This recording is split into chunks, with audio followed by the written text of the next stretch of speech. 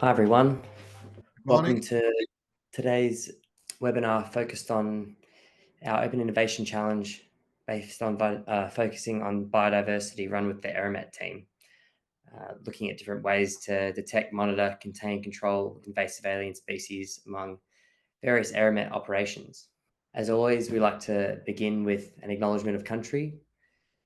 We acknowledge and pay respects to Indigenous, traditional and tribal peoples of the lands and waterways in which we work from today. Specifically for me, that's Quebecois land, home to the Rajari people in Australia.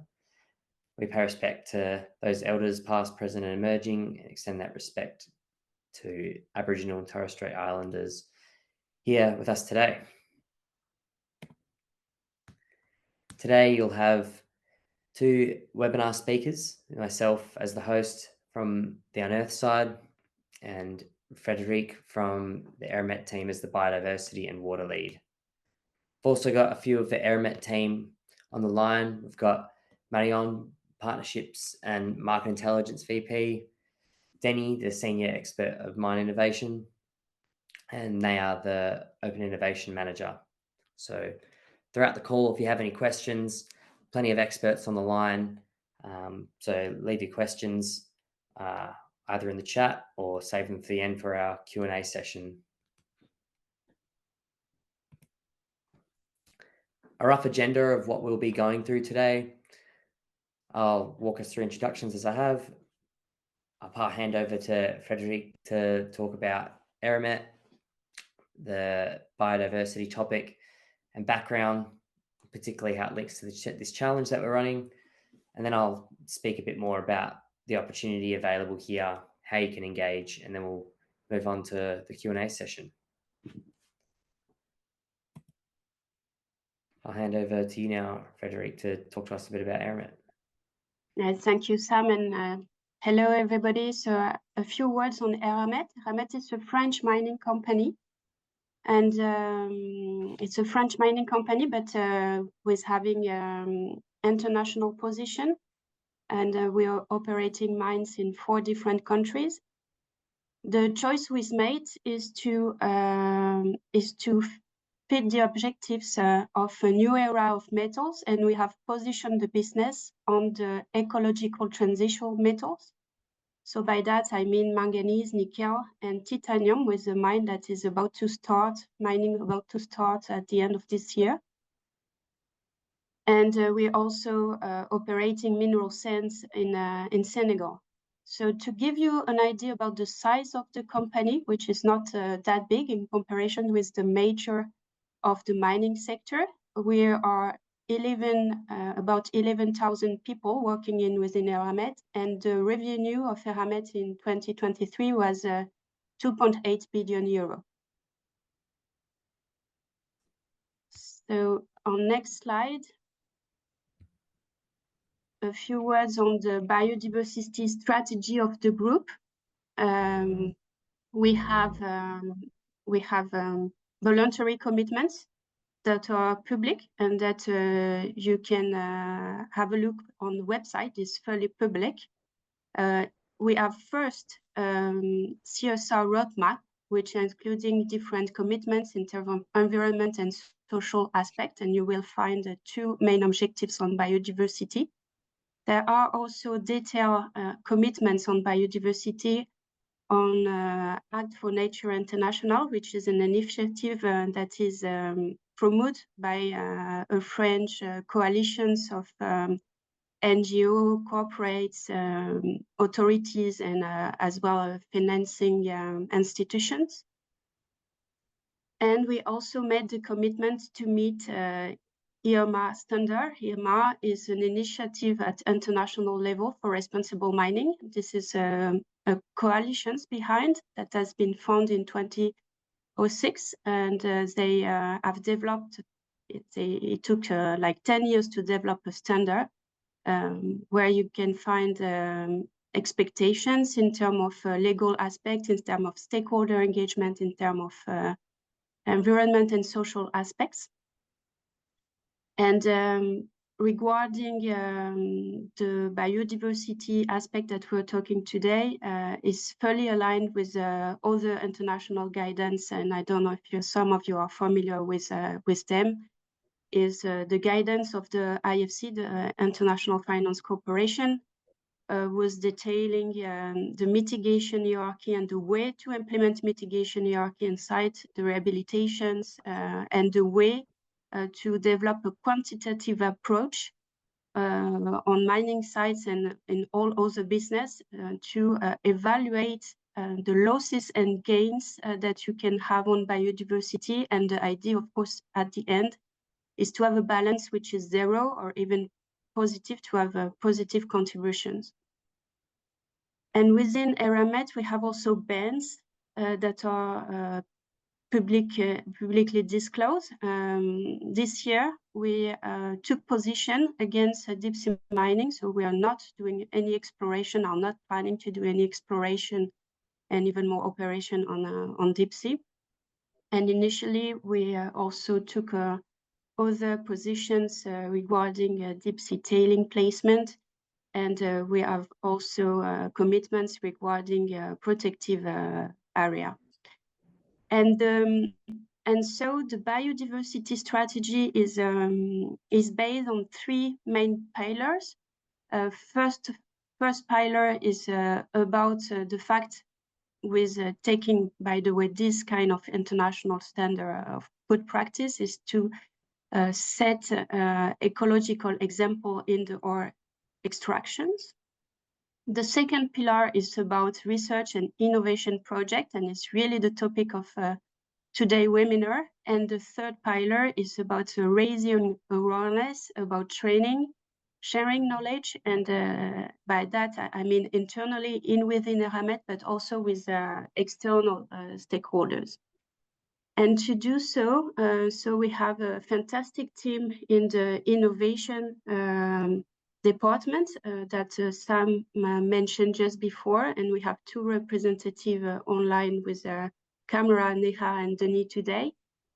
And we have also a fantastic tool, which is foundations. It's the Foundation Eramet Biodiversity, a foundation that has the objective to also contribute to the objectives and the targets that has been set in the Global Biodiversity Framework, the GBF, that was adopted at the COP15 in 2022.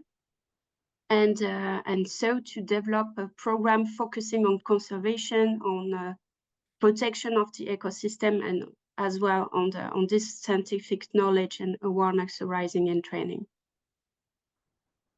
So to talk a bit more about the contest, about the challenge that has been open so what we decide to orient this challenge on, it's biodiversity, and more specifically on invasive alien species. Invasive alien species is a growing concern at international level. It's a concern also for Eramet because we are facing challenges regarding IAS also in Eramet, and we have three main scenarios that I can share with you about the situation where we're facing challenge when we're talking about mining on or infrastructure linked with mining or even industrial plants. And the three main scenarios are when we are moving goods and materials. So it means when we are moving this material through the sea, and so when we have them in ports, when we do transport overland.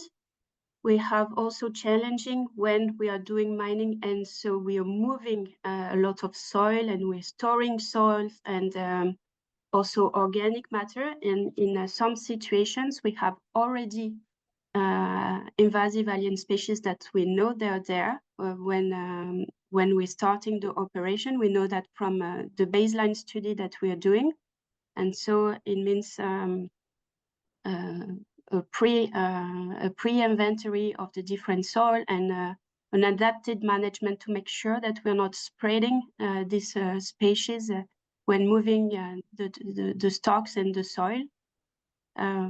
Yes, because what I did not mention is that within Eramet we only do open pit mining, so we're really on the surface of the lands. And maybe a third main scenario, which is about rehabilitations. So we're doing a rehabilitation progressively. As soon as the operations has been made to extract ore, then the land is free for rehabilitations. And when we do these rehabilitations, we have land that are more exposed to that kind of species that can establish very easily in comparison with any other local pioneer species.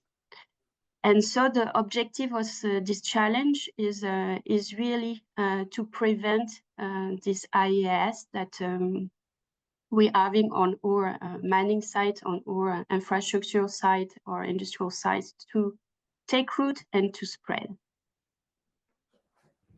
Sam, I'll let you the floor for the... Great. Thanks, Frederic, for the comprehensive background on Eramet and the challenge.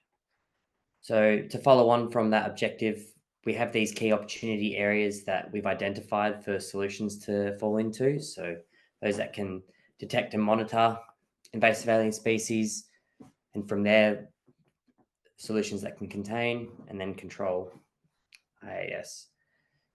The main solutions that are of interest, we're predominantly looking for higher TRL solutions, generally TRL 5 or above, especially those that can both detect and control.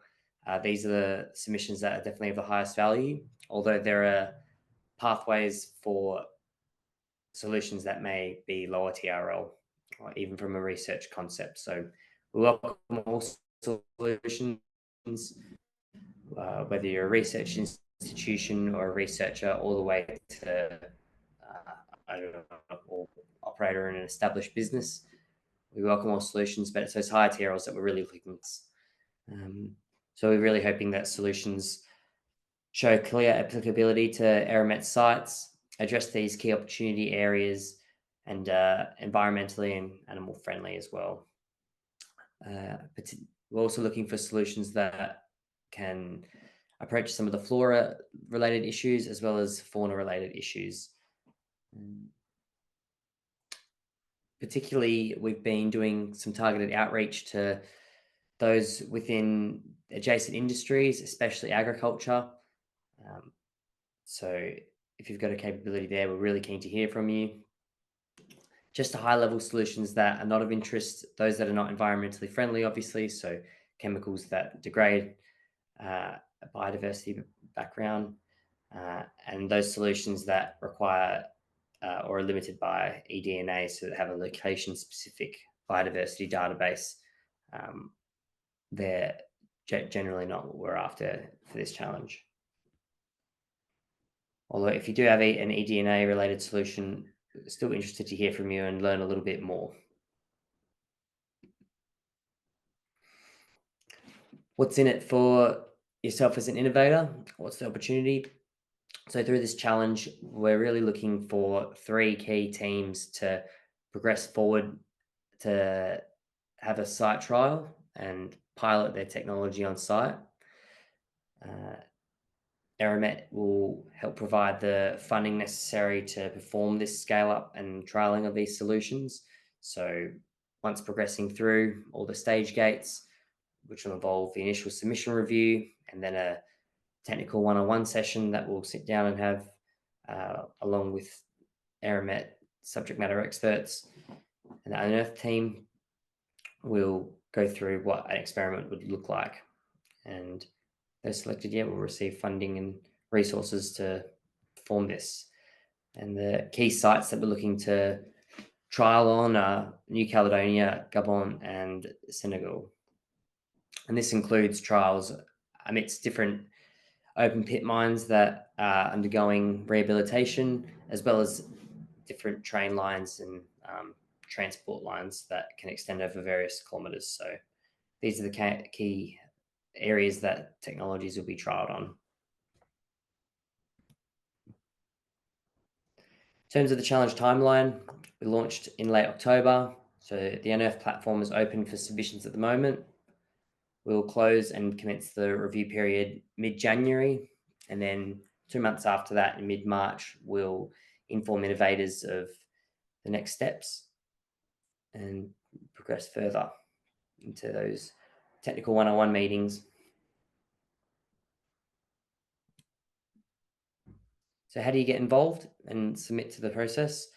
Head on over to the Eramet Open Mine via this link. Here you'll be able to learn a lot more about Eramet's previous innovation in open innovation challenges that they've run, see some of the teams that have been involved there, as well as the latest open innovation challenges that are live. From there, if you do have a solution you're interested in learning more, there's a link that'll take you to the Unearth platform. Here you can register and go through all the different tabs, overview and description, to gain a deeper understanding of exactly what we're after. There's even a bit of information about some of the invasive alien species identified at Gabon in the description tab once you register. And then when you start a submission, you'll walk through all the different questions. In that questionnaire form, there'll be questions specifically tailored to the TRL of your solution. So those that are below TRL 5, there are some questions toward the end of the form catered for what kind of pathway would be that would work for your solution, and those that are higher TRL, looking at what does a pilot trial look like and how we can get there as soon as possible.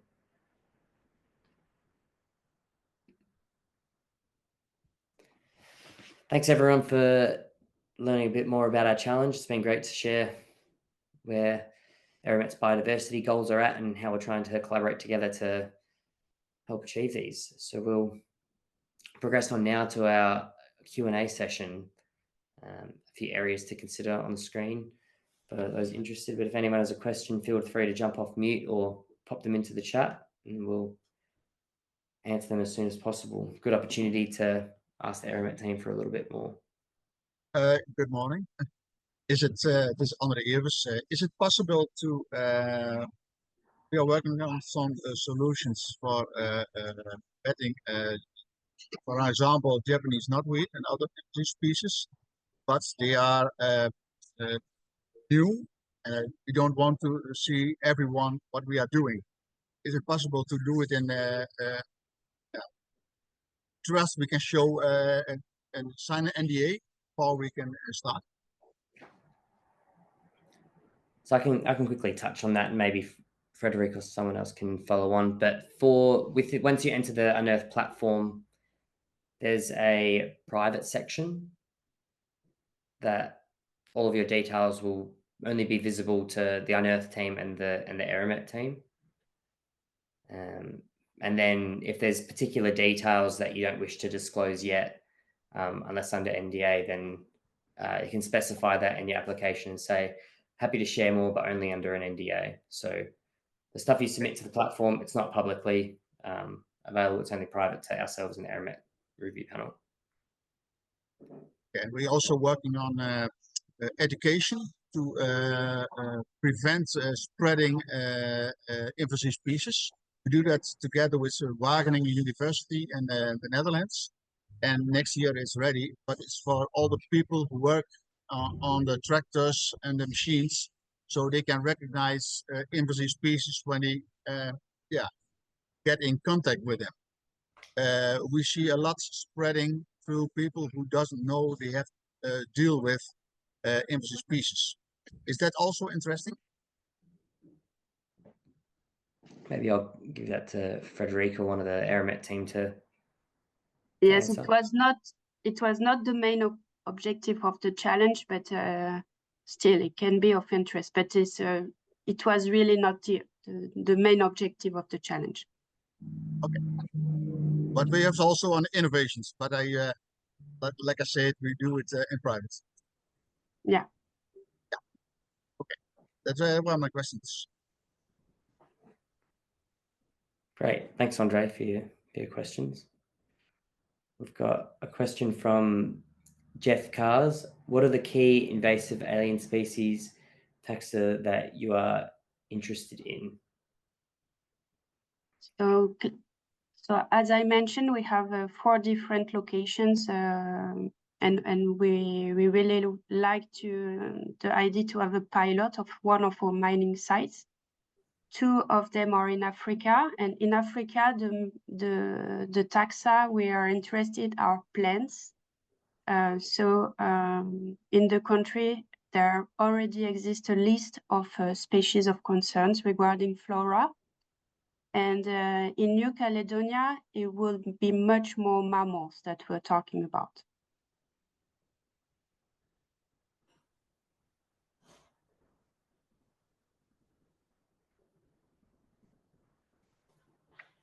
Great. Any other questions from the floor or any follow-up questions, Jeff? Thanks for your message.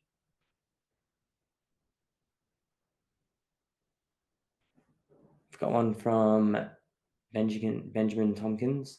How does the scope of this competition, only focused on IAS, relate to the wider ecological goals and transition focus for the company? Will there be other competitions in the future to tackle some of the other issues in reaching net zero biodiversity impact? Or are you hoping that finalists now will have broader scope to help you solve the issues throughout the whole portfolio of mines? So I guess looking at the broader goals, is there something that will span after this challenge? So yes, this is going. So maybe it's an echo to the strategy presentation that I was giving on biodiversity. The main pressure we're having on biodiversity is associated with land transformation and land use. So the most effort we are placing today and that we will continue to place on is the rehabilitation and also the process to control that we are doing clearing only on the limits that we have decided to do so. So we have also a process of internal permit and checking of these boundaries. I give you 3 main examples where we have challenges, and we have already measures in place. And the idea is to strengthen this measure and to get feed also by new ideas and innovations and technology. We had a discussion before with the team before this webinar to discuss about what is currently being done to give you an overview of, for example, what we're very interested in is to reinforce the monitoring and the identification, so on land, of this IAS. The way we're doing it, for example, in Africa today is visual observation. So it means a lot of time, a lot of people going on land before doing mining, and afterwards when we're doing rehabilitation to remove manually this species, this flora species, and the idea is to be more effective in the way we're processing today. So I don't know if answering the question you were having, Benjamin. Maybe Frederick, I'll just add a short comment to Benjamin's question. So yes, this is, as Frederick mentioned, this is one of our challenge, and there is a possibility we might open up challenges for biodiversity in future. So there can be opportunity to apply for a broader set of challenges in future. And the finalists that would be selected for this challenge will hopefully have the opportunity to expand it to other sites if the solution is proven successful. And yeah, so that's a short comment I wanted to add. Sam, hopefully you can move to the next questions if you would like.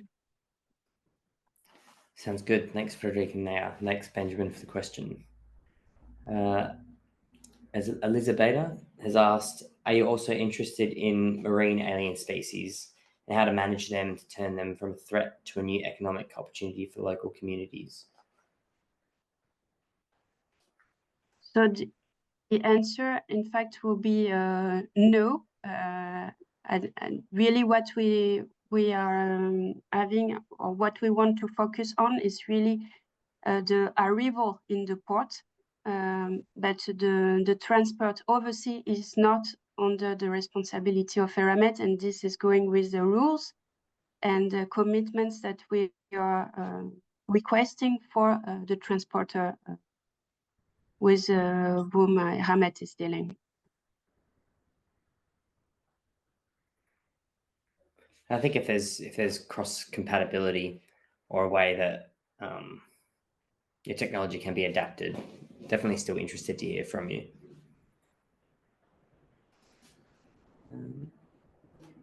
From Levi, how many projects will be successful, and what is the total funding available to be split between all projects? Essentially, he's trying to identify if an anticipated pilot budget would fit the technology required. Roughly to start, I mentioned that there will be looking for 3 candidates to select to progress forward.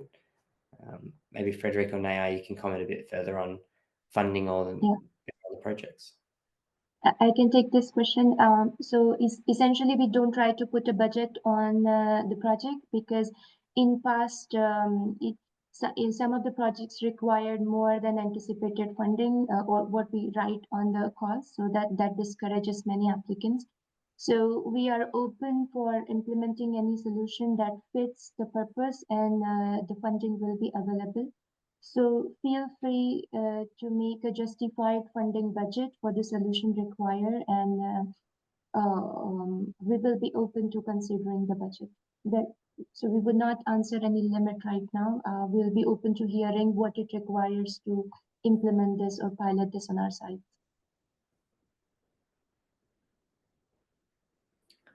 Great, thanks, Naya. From Christy, we've got, why is eDNA excluded based on needing local reference data where the IAS are known? Frederic? Yes, regarding eDNA, unfortunately, we do not have a lot of information in the local database to do any eDNA. So except you have a technology that is not using or that does not need to get information from national database, it could be an option. But what we wanted to let you know by that is that there is no information that you will be able to find that is robust enough to do analysis as we can do in Australia, in Europe, on eDNA in Gabon or in Senegal.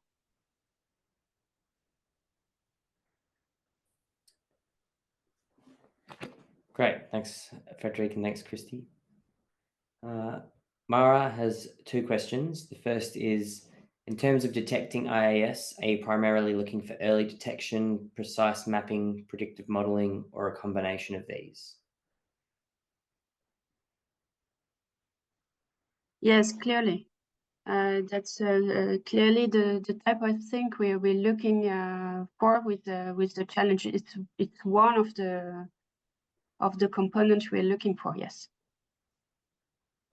Early detection. It can be a combination of this. Yes. The detection, the mapping, the modeling. That's exactly is fitting with the objective fully. Great, thanks, Frederic. So yeah, definitely combination of all these, if anything. And then second question from Mara, one of the sources our startup collects and analyzes data from is via the remote sensing technology. What if any data sources from Eramet are available? So would they receive access to historical biodiversity data, real-time sensor data, aerial imagery, LiDAR data, or anything like that, showing existing species distribution maps?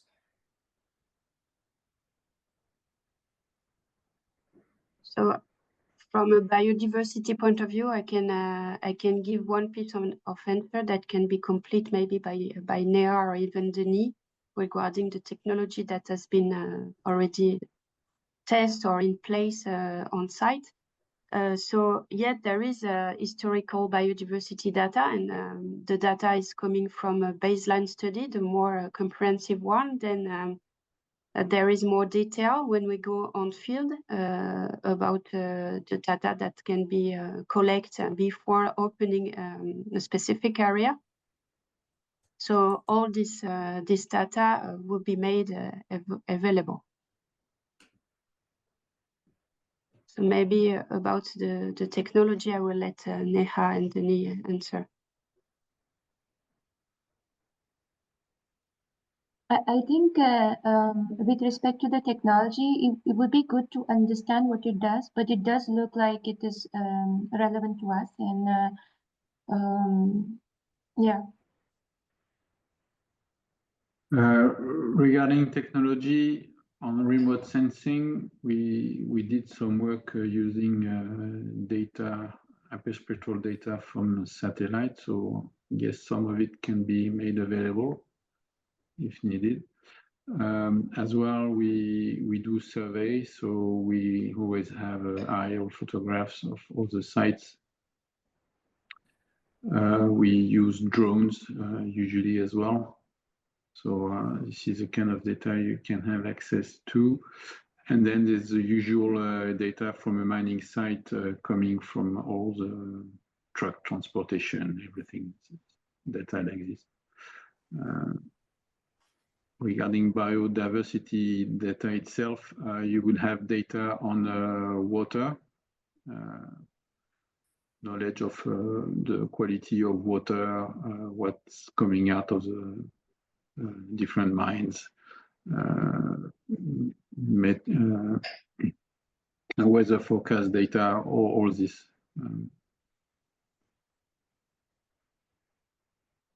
I think that covers it all, at least from what I know. Great, thanks, team. A question from Mark. What are the approximate sizes of the project areas that you are targeting? So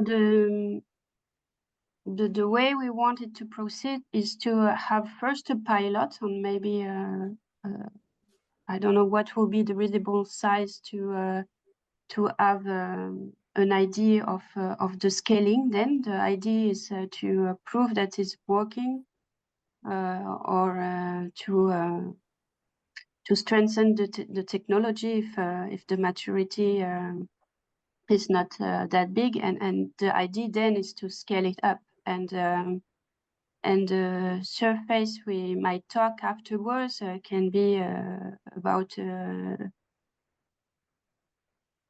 hundreds of hectares. It will really depend on the applications that we're talking about. It will depend if we talk about flora, if we talk about mammals. So it will depend. But the idea is to go first with a pilot on a smaller area and then to scale up.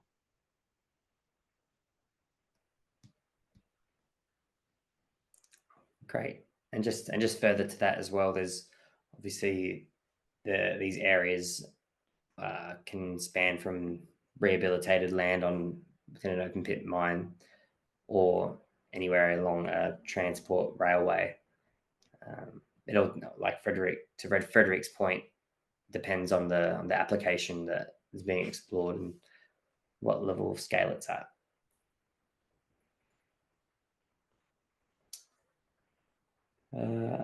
Another question from Andrea. What are your timeframes for rehabilitation at these sites?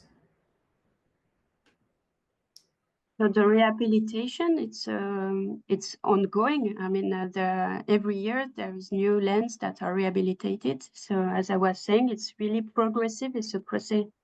We do not have, maybe you have in mind very large opening like for the copper industry. It's not the same configuration, the same context when we talk about nickel or manganese mining sites. It's something that is going cell by cell or lens by lens. So it's make possible the fact to really do rehabilitations year after year all along the mining life.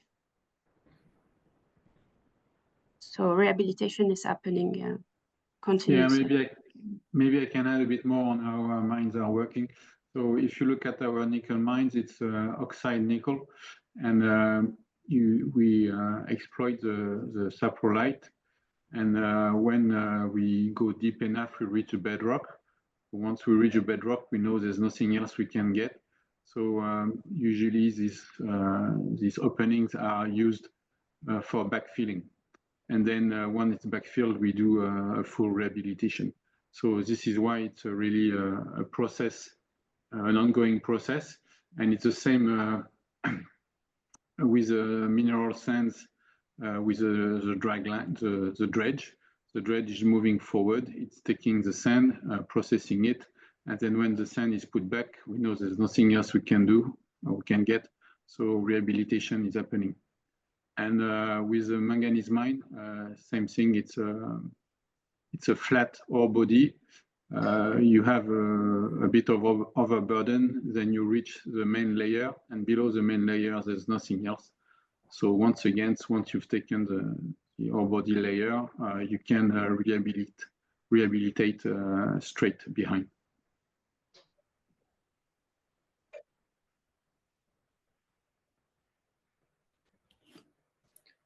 Great. Thanks, Denny and Frederic. One of our next questions from Christy again. How much soil is moved, hand searched and stored?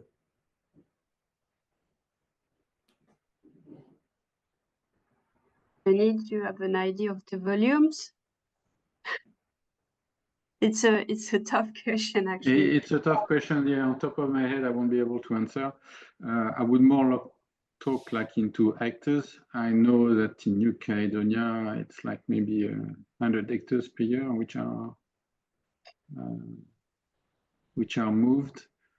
So it's like 10 to 20 centimeters, I would imagine. So that gives you an idea. For I don't know, for a Comilog and for Senegal as well. It's unfortunately something we can find out, but top of my head, I don't know. Great, thanks, Denny. A question from Benjamin again. Are there any social aspects of a solution you might be interested in that either involve or benefit the local communities around the mine sites?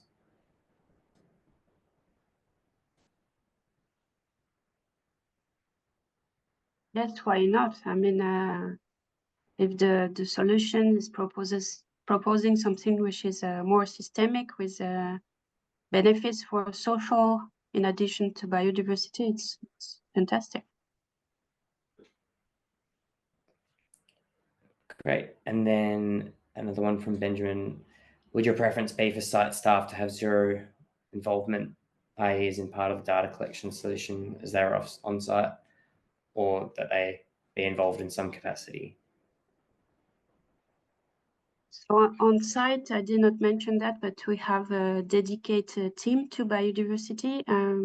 We have 2 to 3 persons in each of our mines that are dedicated to biodiversity, and there are resources that can be used, of course, and that will be involved and that are actually already involved, even if we don't see them today during this webinar on the challenge.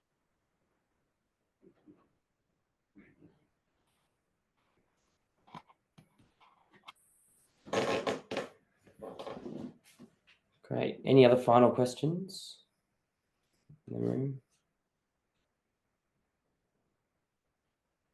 Now's your final chance, even if you want to ask one verbally as well.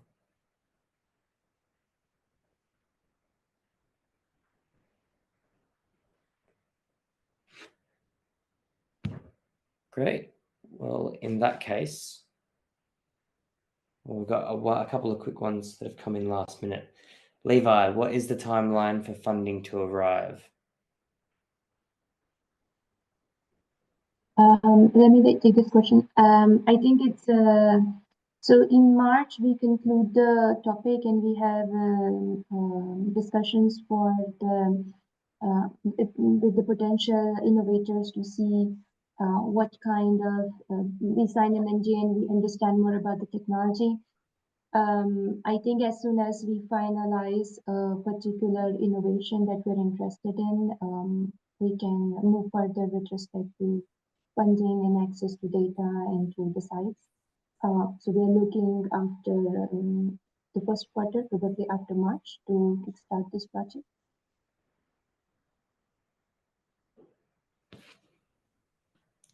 And one from Raphael. Can you talk more about the biodiversity team?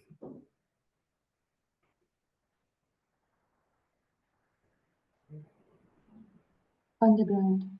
On the ground. Biodiversity. Sorry, I did not get the hand. I believe you were talking about the biodiversity team. Yeah, I think Raphael's interested in the biodiversity team that's on the ground or that are at each site. So those 3 people you mentioned at each site.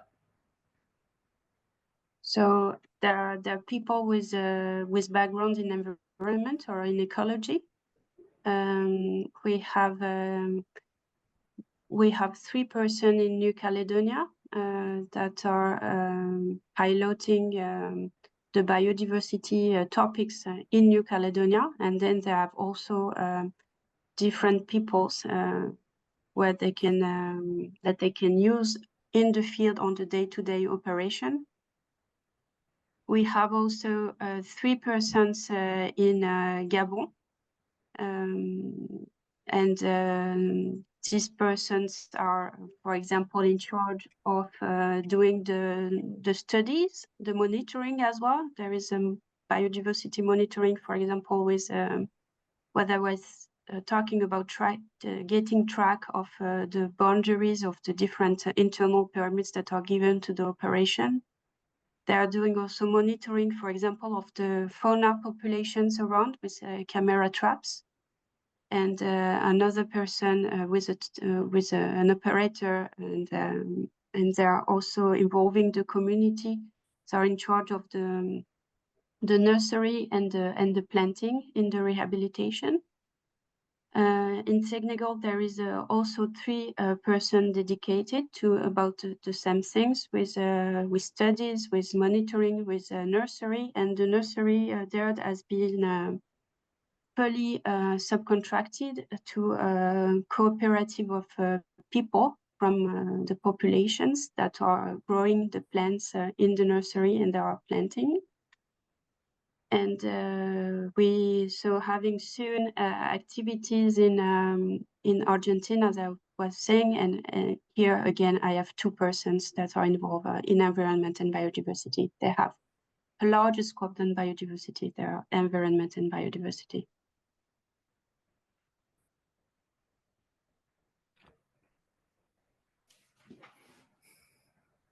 Great. I think that's all the questions we have. Last chance before we wrap up.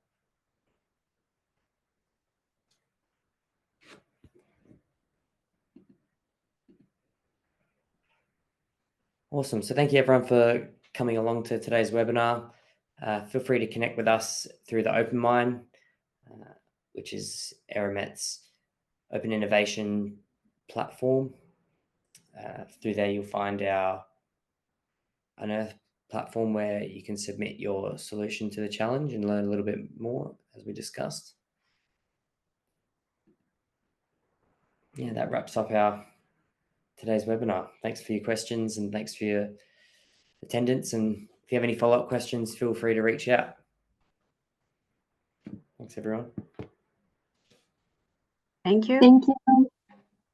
Thank you. Bye-bye. Thank you. Bye.